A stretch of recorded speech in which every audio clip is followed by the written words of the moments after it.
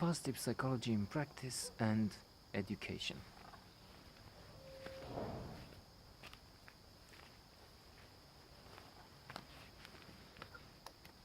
I was writing yesterday a note on the French education and positivity, coming to the conclusion that although there will be some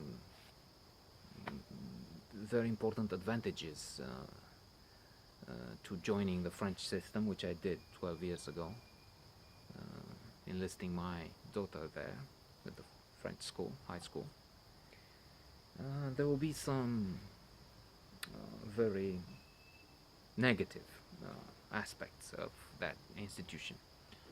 But having mentioned them in writing yesterday, maybe I should move on and scan for the positive. After all, that's a rule of positivity, a rule of positive psychology. Be a merit finder, not a fault finder, in the words of Harvard professor Tal Ben-Shahar. There is nothing either good or bad, but thinking makes it so. Hamlet. Another, Stoics insisted on the fact that it's not what happens, but what you make of what happens, and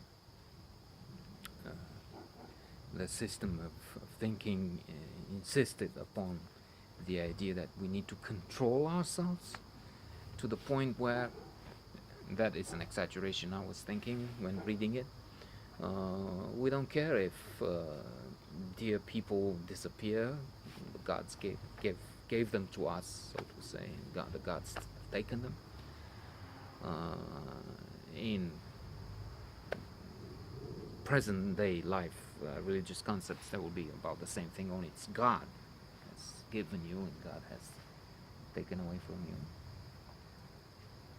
And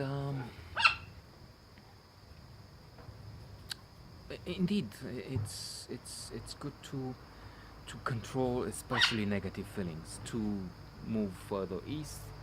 The Buddha is supposed to have said that holding on to anger is like keeping a hot coal in your hand with the intention of throwing it to your adversary or enemy. But in the meantime, it is your hand that is burned. You are suffering.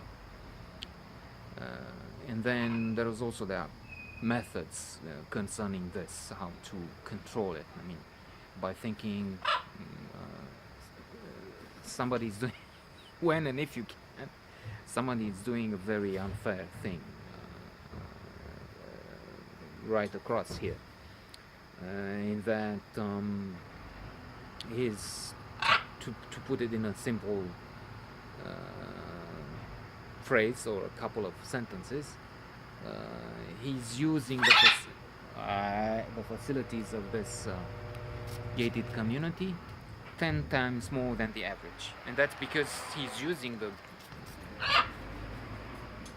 premises here, which are for houses where people live in, to operate a small factory, using a hyperbole.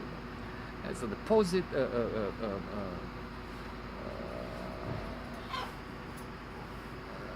sort of a logistics unit, and then 6 cars all the time they're operating, and then many others coming, delivering, taking, which is not supposed to be. And not just that, he's paying less. He's saying there are 2, even if there basically should be 10. So the way is not I've just shown the manner in which one must not deal with such a thing. That is, not get carried away, and then what I just did, say I'll only say one phrase and then maybe a couple of sentences, and then go on for a few minutes. Or what happens very often, something bad happens, and how could he do that to me? And it's not good to do this, and it's there's the garbage collection that just happened, and on and on and on. And Bertrand Russell talks about this on his take on happiness, and says the exact same thing, that it's preposterous, and instead of staying up at night and doing nothing about an issue, just moaning about it, losing sleep over it, and not being able to fix one thing, move the problem with one jot, 1 millimeter, because we're at home, staying up at night and doing nothing but